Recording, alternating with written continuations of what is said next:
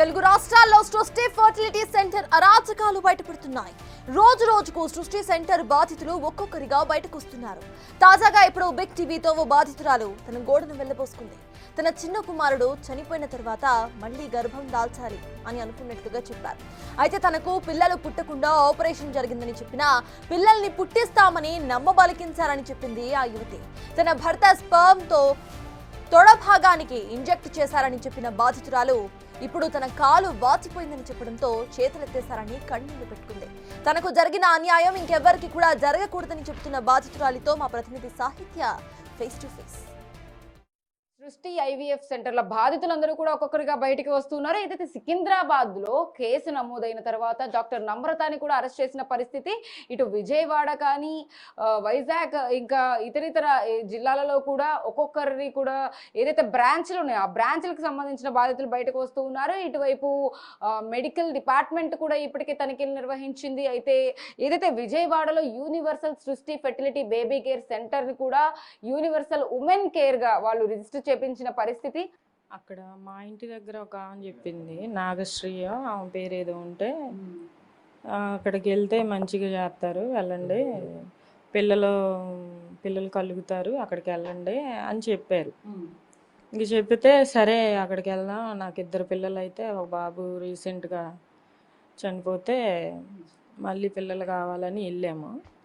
వెళ్తే ఆపరేషన్ చేయించుకుందామని వెళ్తే మేడం కాడికి వెళ్తే మేడం చెప్పారు, ఆపరేషన్ రీకెనలైజేషన్ చేయించుకుందామని వెళ్తే మేడం అదైతే ప్రాబ్లమ్స్ వస్తాయమ్మా, మీకు ఐవీఎఫ్ చేయించుకోండి, మేమే పిండాలను తయారు చేసి గర్భసంచిలో పెడతాం, మీకు ప్రాబ్లం ఏమి ఉండదని చెప్పారు. సరే అని నేను ఐవీఎఫ్ అని నాకు తెలియదు, అసలు ఐవీఎఫ్ ఏంటో కూడా తెలియదు. అయితే ఎంత అయితే మేడం అని అంటే, మేడం కరుణ మేడం లోపల ఉంటారు, ఆమెను అడిగితే 1,20,000 అయితే మ్యాక్సిమం చెప్పారు, 1,20,000 అయితే అని. మేము 1,20,000 కానీ సరే ఓకే అన్నాము. తర్వాత బయట ఉన్న మేడం ఏమో 1,50,000 అన్నారు. అదేంటి మేడం 1,20,000 అన్నారు అంటే మీకు టెస్టులు వచ్చిన తర్వాత తెలిసిద్ది అని అంటే, తర్వాత మా ఆయన వచ్చి స్ప్రోమ్ ఇచ్చి ఆ టెస్టులు చేసిన తర్వాత మరి మీ ఆయన కణాలు తక్కువగా ఉన్నాయి కొంచెం అని ఫస్ట్ అంది. తర్వాత మేడం లోపల మేడం బాగానే ఉన్నాయి అన్నీ అంది. బయట మేడం ఏమో 1,50,000 అయితే అందులోనే మెడిసిన్స్ మొత్తం మీకు మెడిసిన్స్ అన్నీ 1,50,000లో అయిపోతాయి అమ్మ అంటే, 30 ఏళ్ళు పెరిగినా మా అక్క వాళ్ళు మేము అందరం మాట్లాడినా తగ్గలేదు. సరే బెడ్ వస్తే చాలు అనుకొని 1,50,000కు ఓకే చేసుకొని వెళ్ళినాం.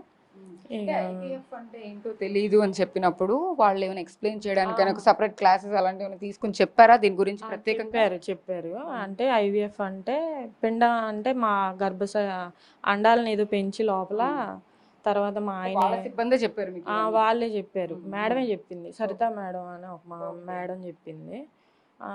చెప్తే సరే అని మేము దానికి వెళ్ళినాం. దానికి వెళ్తే డేట్ వచ్చిన 2వ రోజు రమ్మన్నారు.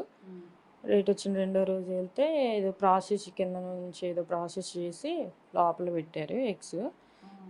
ఇక తర్వాత నుంచి ఇంజక్షన్లు 6th డే నుంచి స్కానింగ్స్ అవన్నీ చేసి బాగానే ఉన్నాయి, లెఫ్ట్ సైడ్ ఏదో పెరగలేదు అని అన్నారు, బాగానే ఉన్నాయి అన్నారు. ఇక లాస్ట్ రోజు ట్రిగ్గర్ ఇచ్చే రోజు మత్తు ఇచ్చి ఆ ఎగ్స్ తీశారు. 3వ రోజు వెళ్తే గర్భసంచిలో నీరు ఉందన్నారు. ఆ గర్భసంచిలో నీరు తీయడానికి ఇంజక్షన్ ఏమో 6,000 అంట, మేడం వాళ్ళ ట్రీట్మెంట్ ఏమో 5,000 10,000 అవుతాయి అన్నారు అదే రోజు. మరి ఆ 1,50,000లో కాకుండా మళ్ళీ ఎక్స్ట్రా 15,000 అయినాయి. ఇంకా అయితే సరే